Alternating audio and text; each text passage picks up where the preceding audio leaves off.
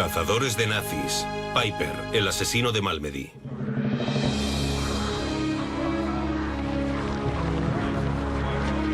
Enero de 1945.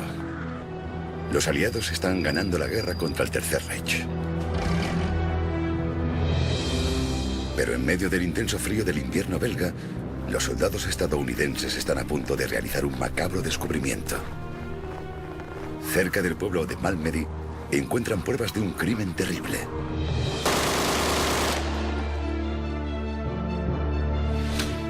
...82 soldados estadounidenses muertos.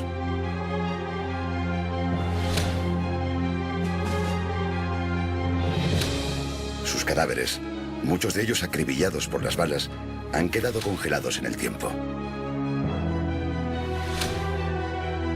Estos hombres eran miembros del orgulloso batallón de observación de artillería de campaña número 285 del Ejército de los Estados Unidos.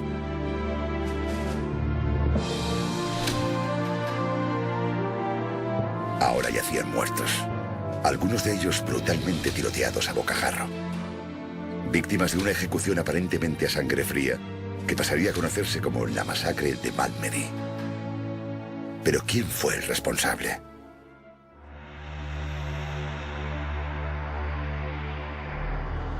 La atención se centró rápidamente en el comandante de élite de las SS, Joachim Piper. Se sabía que había estado en la zona en el momento de la masacre, y su regimiento, formado por 5.000 tanques, era una de las fuerzas de combate más temidas en toda Europa. Diga su nombre completo. Joachim Piper. 18 meses después de la masacre, Piper y 73 de sus hombres fueron llevados a juicio, acusados de asesinato.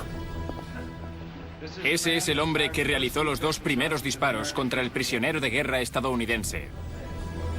¿Pero habían maltratado a los cazadores de nazis a Piper, incumpliendo los principios de la justicia estadounidense? Es una capucha similar a la utilizada para llevar a los sospechosos a las salas de interrogatorios. El acusado afirmó haber soportado, durante los meses anteriores, siniestros juicios simulados y episodios constantes de violencia. ¿Era aquello justicia? Muchos pensaban que no. Entre ellos, un joven y ambicioso senador estadounidense, Joseph McCarthy.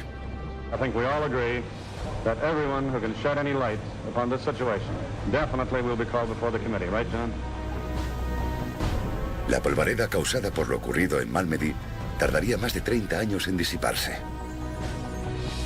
Fue entonces cuando Joachim Piper, que por entonces entraba en la vejez, debió rendir finalmente cuentas. En verano de 1944, el Tercer Reich comenzaba a desmoronarse.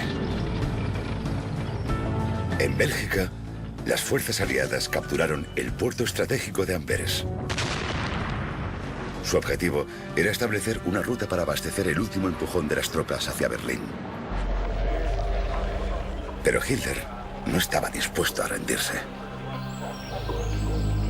Conforme se acercaba el invierno, decidió apostarlo todo a un ambicioso plan. Su intención era privar a los aliados de provisiones, recuperando el control de Amberes.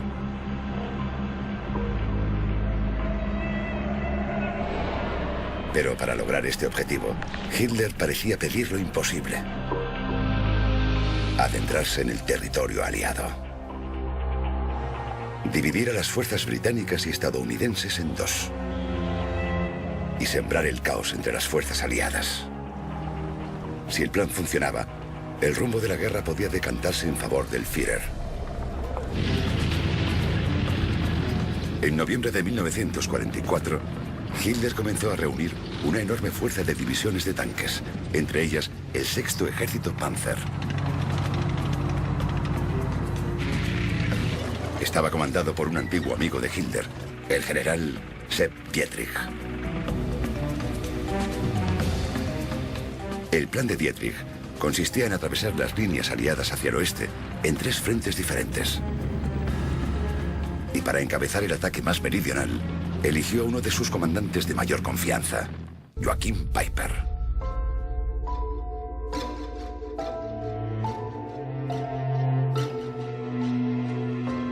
Nacido en 1915 en el seno de un hogar de clase media, Piper siempre fue un buen nazi.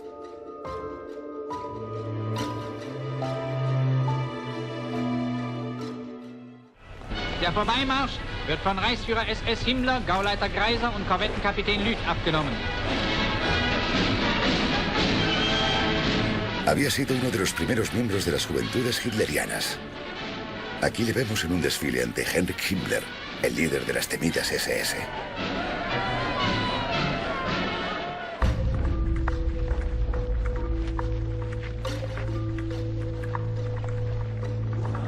Las SS de Himmler fueron creadas originalmente como la guardia personal de Hitler. Pero Himmler las transformó en una fuerza de combate bien engrasada y aterradora. Exigía que todos los miembros de las SS mostrasen honor, honradez y lealtad hacia sus compañeros, pero hacia nadie más.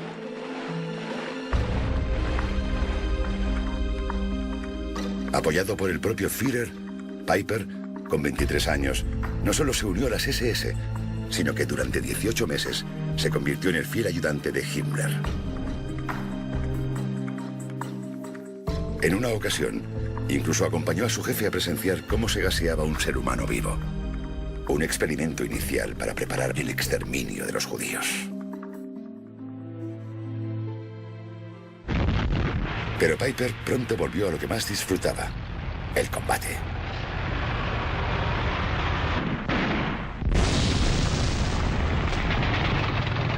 Se convirtió en el coronel de regimiento más joven de las Waffen-SS. En 1943 luchó en la batalla de Kursk. Fue la mayor batalla de tanques de todos los tiempos.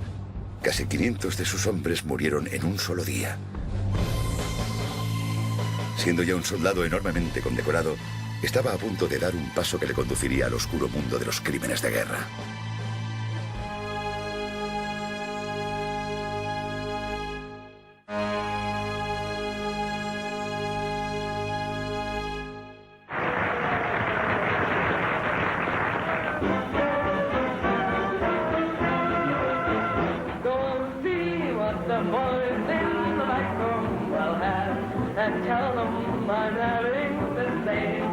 En el invierno de 1944, Marlene Dietrich entretenía a las tropas aliadas en Europa. La mayoría confiaba en que la victoria final estaba cerca. Sin embargo, Hitler estaba a punto de tomar a todos por sorpresa.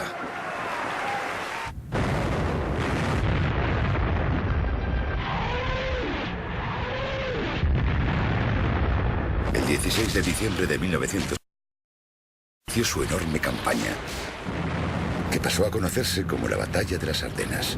En primera línea iba el poderoso primer regimiento de tanques de las SS, liderado por Piper. La batalla duraría 40 días y ocasionaría 20.000 víctimas en cada bando. El enfrentamiento, que tuvo lugar en el territorio belga conocido como las Ardenas, comenzó mal para los estadounidenses.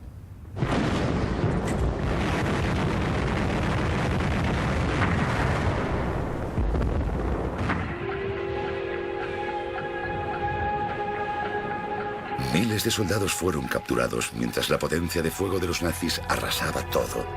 Pero aquello supuso un problema para los alemanes. Atender a todos aquellos prisioneros empezó a retrasar su avance.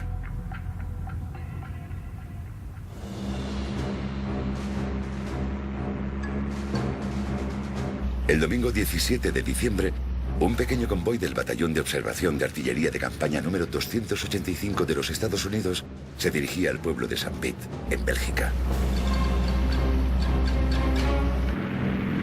Lo que no sabían era que se encaminaban hacia el lugar donde estaba apostado el 6º Ejército Panzer liderado por Dietrich.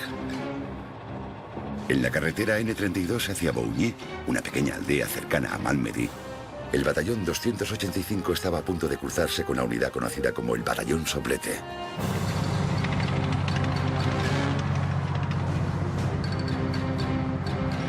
Mientras sus hombres avanzaban en dirección al río Mosa y posteriormente a Amberes, Piper les dio la orden de que no dejasen que nada ni nadie les demorase.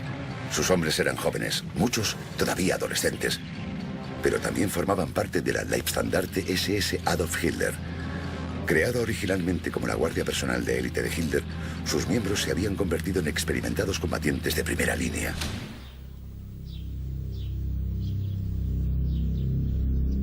Sobre la 1 de la tarde, en este cruce de caminos, la avanzadilla de la división de Piper avistó al pequeño convoy escasamente armado de la batería B. Conocida como punta de lanza o Spitz, la misión de esta unidad alemana era allanar el camino para el convoy principal, en el que viajaba el propio Piper. Los alemanes abrieron fuego de inmediato contra la batería B. Claramente superados, los estadounidenses no tenían ninguna opción frente a la abrumadora potencia de fuego de los alemanes. En pocos minutos, 50 soldados estadounidenses perdieron la vida.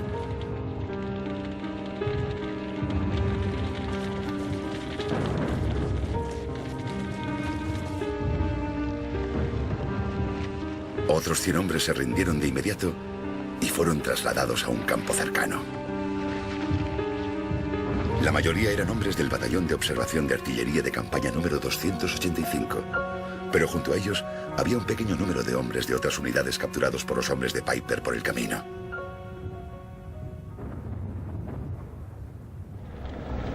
Era alrededor de la 1:30 de la tarde. Los alemanes tenían un problema. Para continuar su avance, no podían llevarse a los prisioneros con ellos.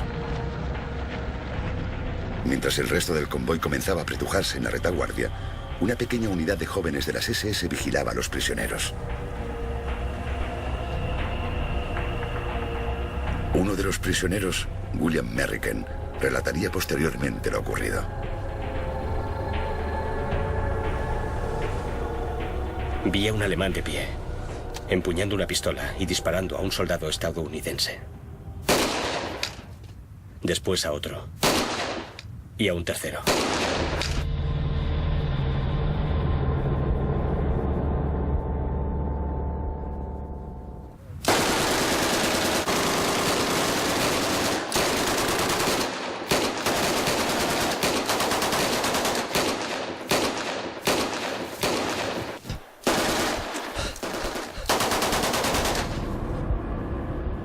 Me tiré al suelo sin haber recibido ningún disparo. Podía escuchar las balas impactando contra los cuerpos cerca de mí. Pasó una columna de vehículos que también dispararon contra nosotros. El fuego continuó durante varios minutos. Después, volvió a reinar un inquietante silencio. Merricken seguía vivo, pero aquello todavía no había terminado. Escuché cómo 2 alemanes se acercaban a mi posición y se detenían a mi lado. Había un cuerpo apoyado sobre mi pierna. Se movió y uno de ellos le disparó. La bala terminó con él y entró en mi rodilla, pero yo no me moví.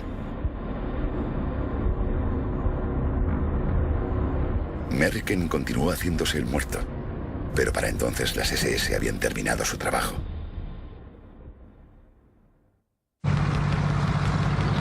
Dejando atrás los cuerpos allí donde habían caído, la unidad de Piper pudo continuar su avance. Su misión era avanzar hacia el oeste y ya iban retrasados.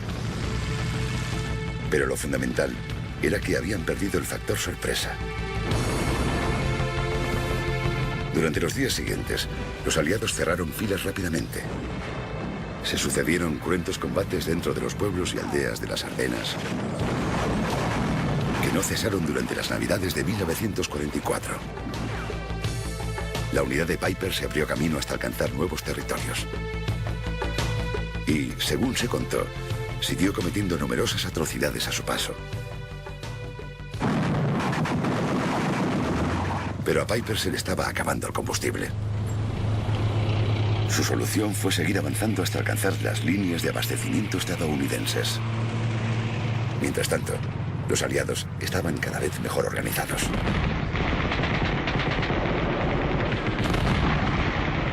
Piper necesitaba cruzar una serie de puentes para alcanzar su objetivo, pero los estadounidenses no iban a permitírselo.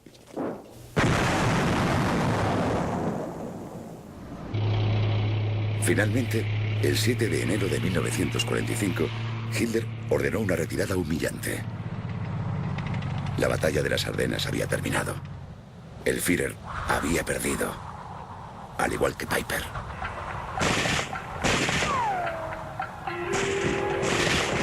Mientras los estadounidenses eliminaban los últimos reductos de resistencia alemana, pasaron otros 10 días antes de que las tropas pudiesen llegar al escenario de la masacre de Malmedy.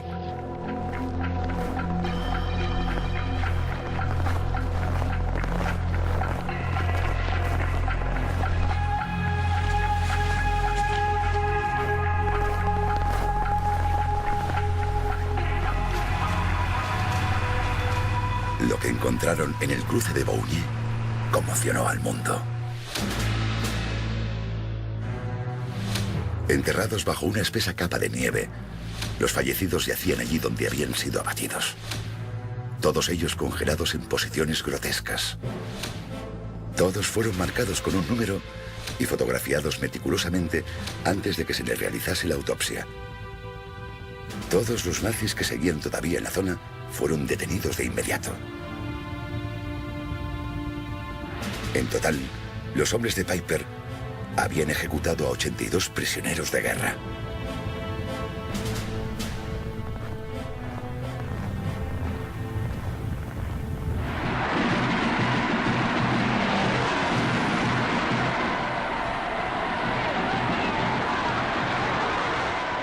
En Europa, la guerra estaba casi terminada.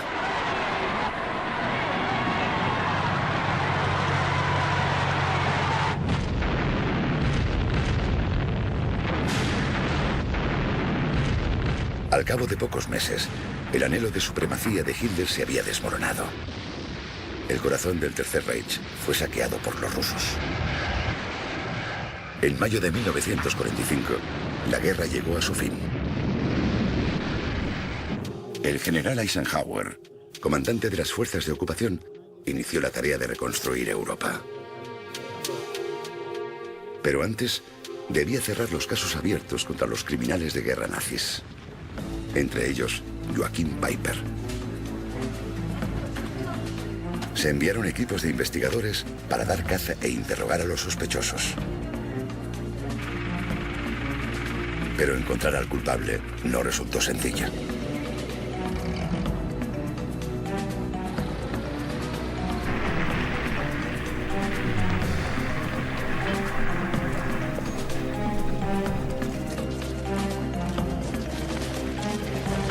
En el caos posterior a la guerra, un gran número de alemanes permanecían en campos de prisioneros de toda Europa. A la mayoría se les permitiría volver a casa.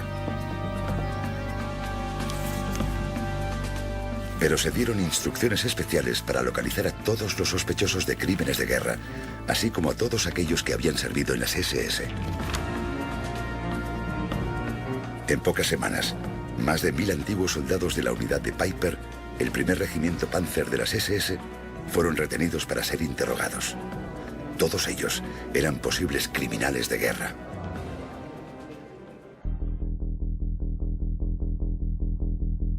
Pero el verdadero objetivo era el propio Piper. Tras abandonar a su unidad sin combustible, Piper realizó un intento desesperado de llegar hasta su casa a pie. Pero apenas a 10 kilómetros de su objetivo, en Baviera, fue interceptado por las tropas estadounidenses. Incluso entonces pudo haber escapado. Sin darse cuenta de quién era, condujeron a Piper a un campamento de prisioneros cercano a Nuremberg. Era solo cuestión de tiempo que algún miembro aplicado de la Comisión de Crímenes de Guerra identificase su nombre en una lista. Piper fue arrestado de inmediato.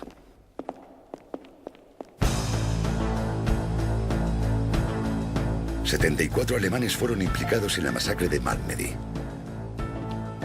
Todos ellos, incluido Piper, fueron trasladados a la prisión militar de Schwabich-Hall, cerca de Stuttgart. También se uniría a ellos el líder del 6º Ejército Panzer de las SS, el oficial comandante de Piper, el general Sepp Dietrich.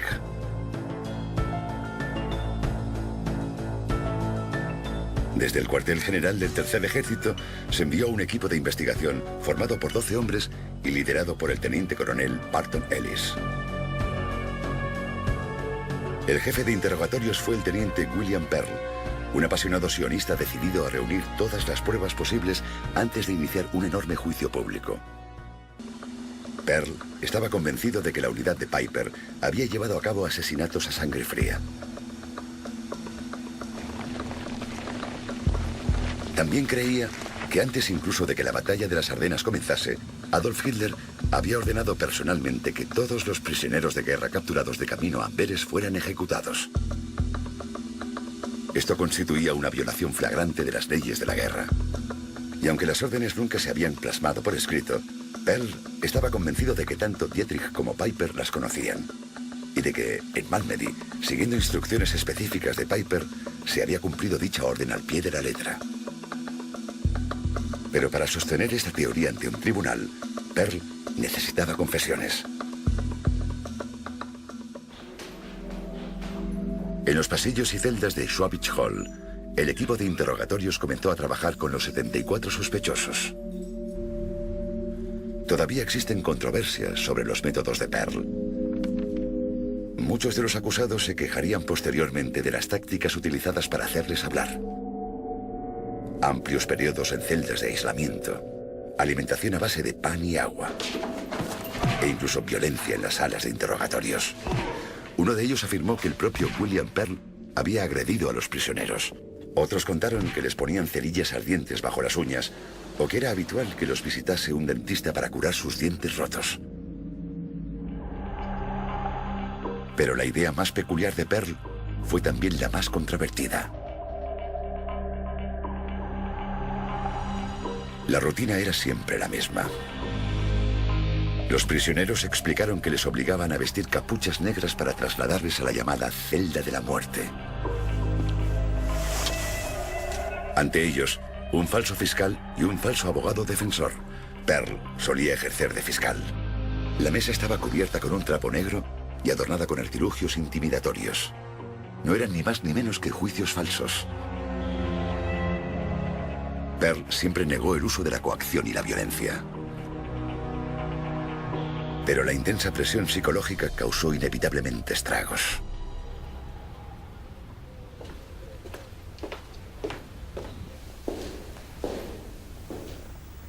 En marzo de 1946, un soldado de 18 años apareció muerto en su celda.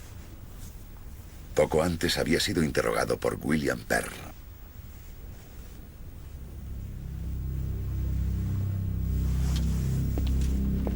Una vez más, Pearl rechazó todas las acusaciones. Pero nadie podía negar que había conseguido lo que quería. Un montón de confesiones firmadas. Y un caso listo para ir a juicio.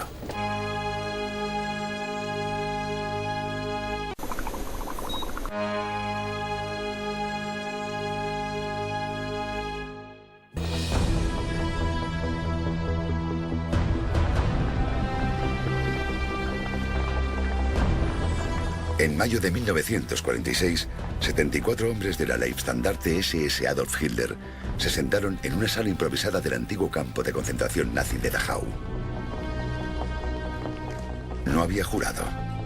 Únicamente un panel formado por jueces militares, citados expresamente para dictaminar acerca de un horrendo crimen. El asesinato, fusilamiento, maltrato, abuso y tortura de los miembros de las Fuerzas Armadas de los Estados Unidos de América, por entonces en guerra con el Reich alemán. La acusación tratará de presentar las pruebas en orden cronológico. El fiscal jefe era Barton Ellis. Pese a no estar presente durante la masacre de Malmedy, muchos consideraban a Piper responsable de los actos de sus hombres. Actos que, presuntamente, dieron lugar a numerosos asesinatos durante el aterrador trayecto del primer regimiento Panzer de las SS a través de Bélgica. Según los relatos, el batallón suplete no mostró piedad alguna, ni siquiera con los civiles. Y el hombre que les había dado aquellas órdenes se encontraba ahora sentado en el banco de los acusados. Diga su nombre completo. Joachim Piper. ¿Fue en algún momento miembro de las Fuerzas Armadas del Reich? Fui miembro de las Waffen-SS desde octubre de 1934 hasta el final de la guerra. Le asigno el número 42. Siéntese. Piper, que en su día había sido un hombre poderoso, se veía reducido ahora a un número. Al igual que los 82 soldados estadounidenses, cuyos cadáveres habían aparecido bajo la nieve de las Ardenas.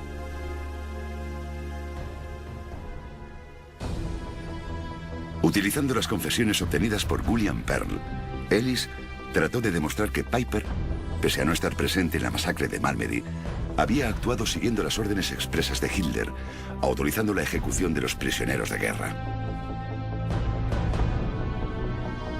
Y para ello, su testigo estrella era Virgil P. Larry, uno de los 54 hombres que habían sobrevivido a la masacre.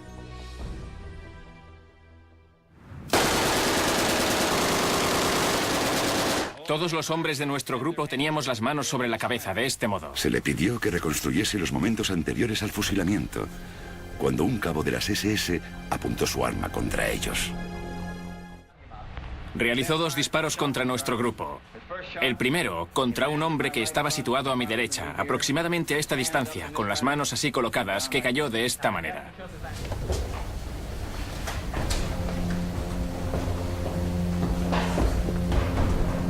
Pero ¿quién fue el soldado que disparó primero su arma? Se pidió a Larry que lo identificase.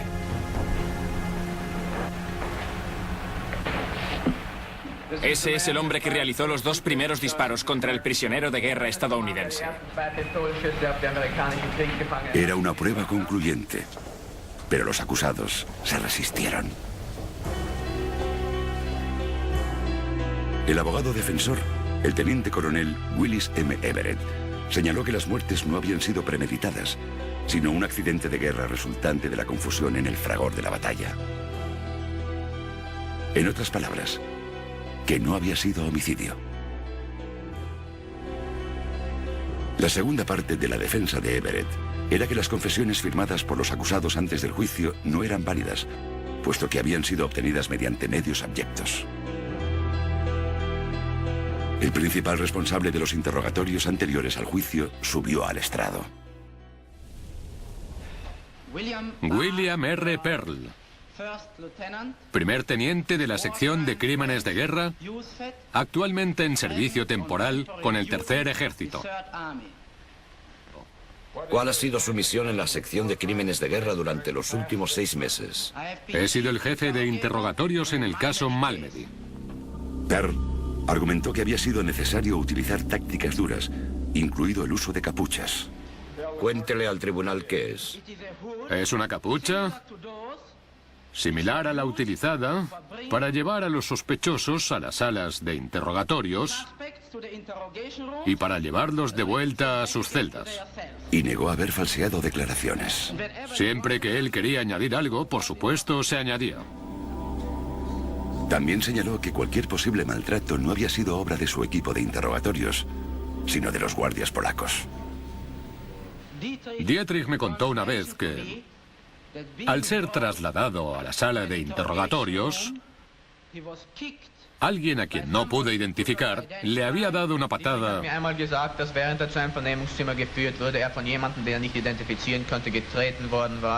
en el trasero.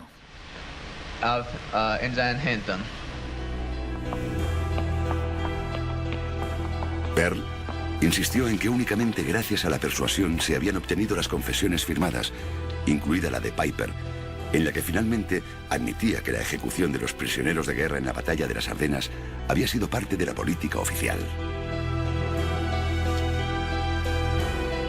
Entonces, llegó el gran momento en el que el propio Piper fue llamado al estrado.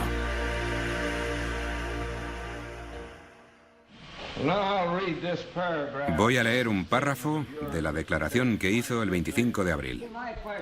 A mi pregunta de qué se debía hacer con los prisioneros, respondió: no perdonaremos a nadie.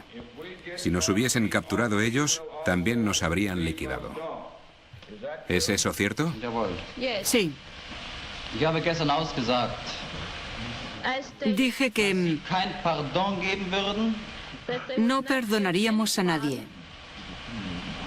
da sie ebenfalls erschossen werden würden, wenn sie in Feindes Hand fielen. Porque ellos nos habrían tiroteado del mismo modo si hubiésemos caído en sus manos. Und dass sie eingesetzt würden unter den gleichen Verhältnissen wie die britischen Kommandounternehmen. Y ese mismo día pusimos en marcha la operación con las mismas condiciones. Britischen Kommandounternehmen. Con las que lo hacía el mando británico. Piper parecía haberse condenado a sí mismo al admitirlo todo. Su única queja fue que había sufrido malos tratos a manos de los americanos. Estuve detenido durante 5 semanas en un sótano que estaba casi completamente a oscuras. Welche auch keine Lichtanlage besaß. No había ningún resquicio por el que pudiese entrar la luz. Konnte mich innerhalb von 4 Wochen lediglich einmal waschen. Y en el transcurso de esas 4 semanas, solo pude asearme una vez. Finalmente, la defensa solo pudo encontrar a una persona que dijese algo bueno sobre Piper.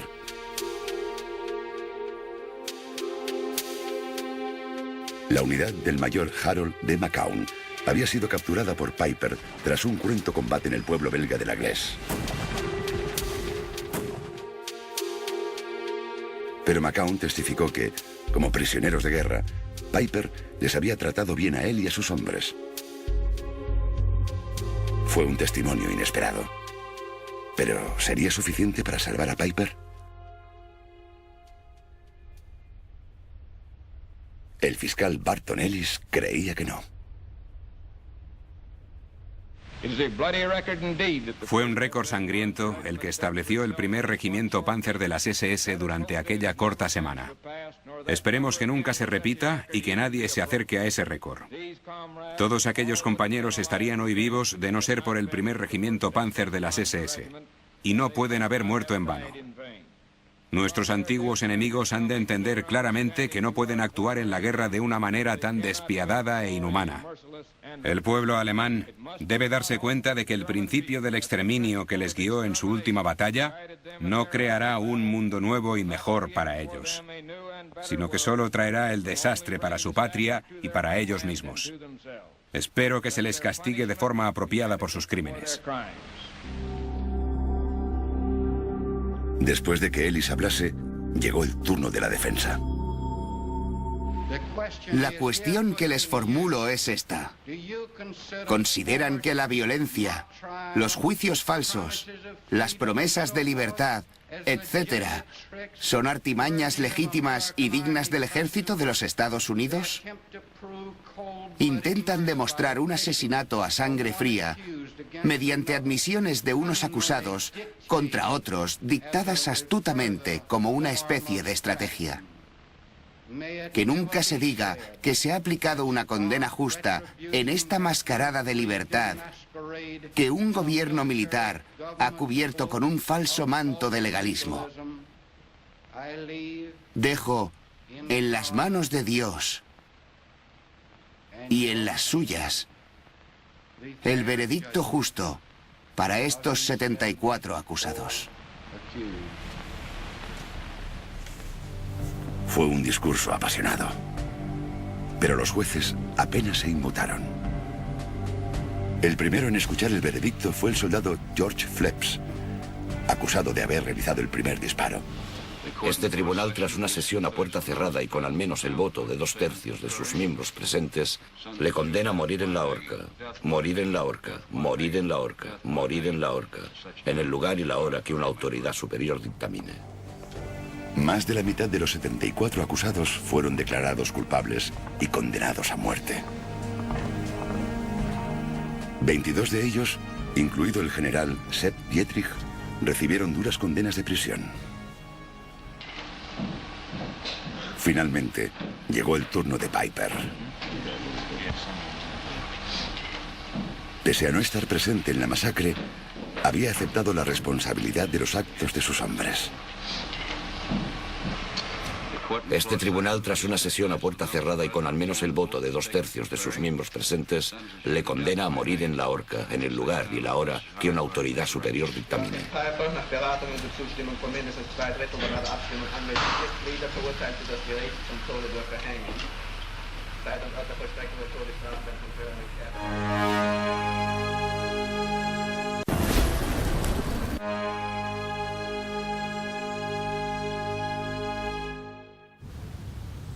Parecía que se había hecho justicia con los hombres de la batería B.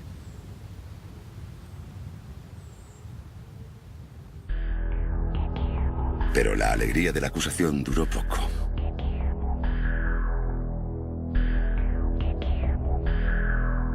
Comenzaron a surgir preguntas sobre cómo se había aplicado la justicia estadounidense. Y no era la primera vez. Lo más destacado fue lo ocurrido cuando los estadounidenses liberaron el campo de exterminio de Dachau cerca de Múnich.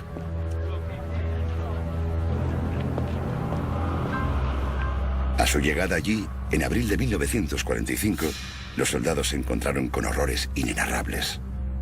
El campo había albergado a 200.000 prisioneros. Aproximadamente un tercio de ellos eran judíos. Muchos habían muerto en condiciones espantosas. Estas escenas horrorizaron de tal modo a los soldados estadounidenses que vigilaban a los guardias de las SS que algunos de ellos decidieron tomarse la justicia por su mano. Esta fotografía fue tomada justo después de que las tropas estadounidenses ejecutasen a los guardias de las SS que acababan de rendirse. Otros SS fueron acribillados a balazos cuando se rendían al pie de una torre de vigilancia.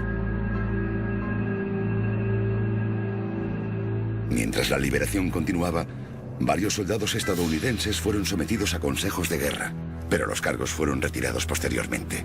Muchos creían que los guardias de las SS habían recibido lo que merecían. Según un oficial, el pueblo norteamericano no habría tenido estómago para soportar un juicio.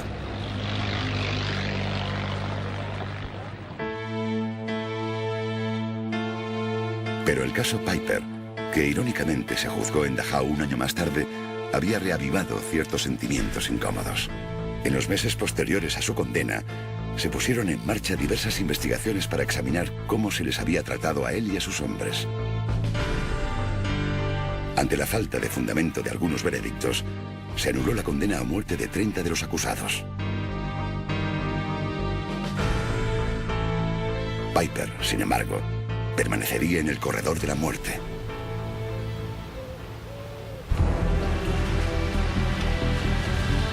Pero la controversia no se había acabado y llegó a Washington. Casi 3 años después del final del juicio, el Senado inició una investigación a gran escala. Quien hacía las preguntas era un hombre que se convertiría en un incordio constante para William Pearl. En aquel momento, era un senador poco conocido de Wisconsin, Joseph McCarthy. Pearl continuó negando, bajo juramento, las acusaciones de malos tratos. La respuesta de McCarthy fue solicitar el uso de un detector de mentiras. Pero cuando el presidente del comité rechazó la idea, McCarthy se enfureció. Calificó la investigación de tapadera. Y señaló que el presidente del comité, William Baldwin, estaba criminalmente equivocado. El informe final aceptó que se habían llevado a cabo algunos juicios falsos. Pero Baldwin desestimó las acusaciones relativas a las confesiones forzadas y las torturas.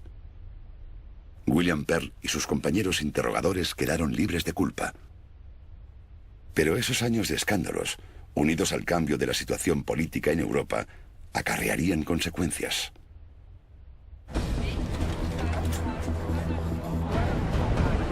Alemania estaba reconstruyéndose y Europa era un lugar muy diferente. Con el inicio de la Guerra Fría, los estadounidenses necesitaban entablar amistad con los alemanes allí donde pudiesen. Para muchos, era el momento de dejar atrás el pasado.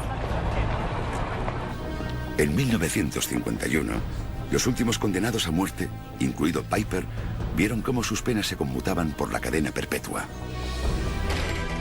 En 1955, Sepp Dietrich, comandante del 6º Ejército Panzer, quedó en libertad condicional. Y un año más tarde, tras cumplir 11 años y medio de condena, era Joachim Peiper quien salía en libertad.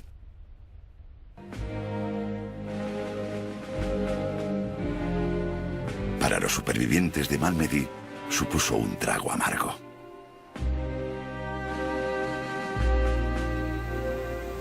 En el cruce donde murieron 86 personas, se erigió un monumento conmemorativo en honor a los hombres de la Batería B del Batallón de Observación de Artillería de Campaña número 285. El campo en el que murieron está muy cerca de allí. Dentro del museo creado especialmente para recordar la masacre, se conserva un casco que perteneció a uno de los médicos de la Batería B. En una tregua tras el tiroteo inicial, descubrió que estaba ileso. Intentó hacer uso de sus conocimientos médicos. Ante la mirada de un soldado de las SS, el médico cosió las heridas de un hombre situado junto a él. Tras esperar pacientemente a que terminase, el alemán ejecutó a los dos.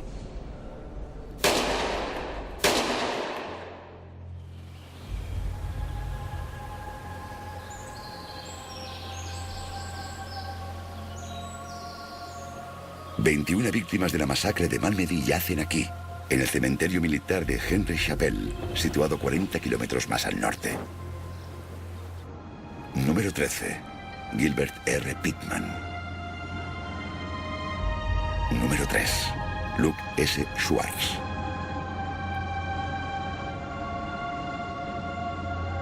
Número 46. James E. Luers. Número 45. Paul R. Carr. Todos ellos fueron víctimas de los brutales tiroteos que tuvieron lugar en diciembre de 1944. Aún así, Joachim Peiper no solo había escapado de la horca, sino que ahora estaba en libertad. Muchos años después, escribió esto acerca de los asesinatos. Ocurrió hace tanto tiempo, ni siquiera yo sé la verdad. Si algún día la supe, la he olvidado. Lo único que sé es que asumí la culpa como un buen comandante y que fui castigado. ¿Pero qué fue de Joachim Peiper? Había sido una de las figuras más brillantes del Tercer Reich, pero su vida no volvió a ser la misma después de Malmedy. Obligado a convertirse en un humilde vendedor de coches, en 1972, Peiper abandonó Alemania para disfrutar de una tranquila jubilación anticipada en el pueblo francés de Trappes. Permaneció allí oculto 4 años, construyendo su propia casa y traduciendo libros sobre la guerra. Pero entonces, sin previo aviso, apareció un cartel en el pueblo. Decía: ciudadanos de Trappes, un criminal de guerra de las SS, Joachim Peiper, está entre vosotros. Peiper había sido descubierto. El día de la Bastilla, el 14 de julio de 1976, Peiper libró su última batalla. Nadie conoce la identidad de los cazadores de nazis que lanzaron un ataque con bombas incendiarias contra su casa y posteriormente desaparecieron. Joachim Peiper, de 66 años, había muerto.